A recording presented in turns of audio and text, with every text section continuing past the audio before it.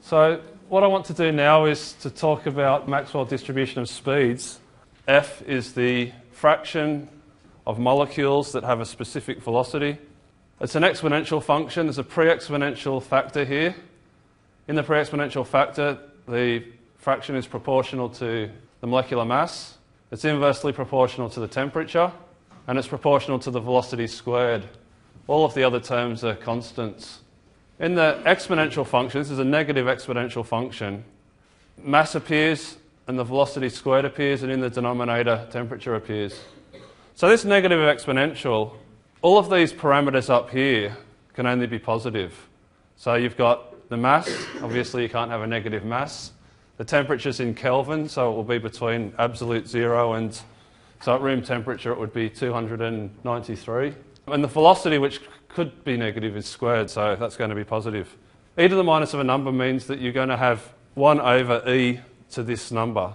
So if this is very big, then this is going to become 0. If it's very, very small, this will approach 0 up here and it will become 1. So this thing has to be between 1 and 0. Let's just think about the various parameters that are involved. So it includes a decaying exponential function.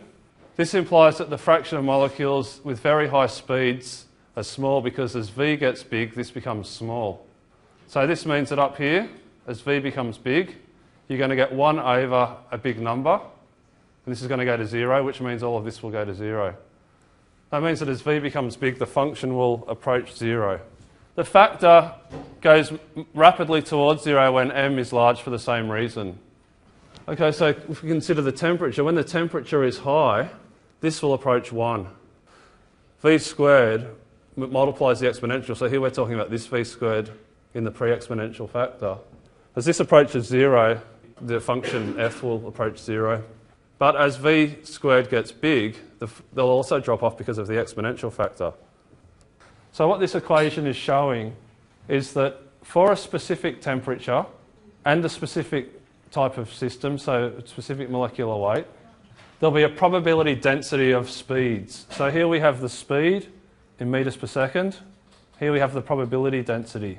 So now we can think about this in terms of different systems. So these are all the inert gases, helium, neon, argon. So as temperature increases, what happens is you get more and more molecules at high speeds. This will become sort of smoothed out and flattened, and you'll get a lower distribution that's smeared out across high speeds.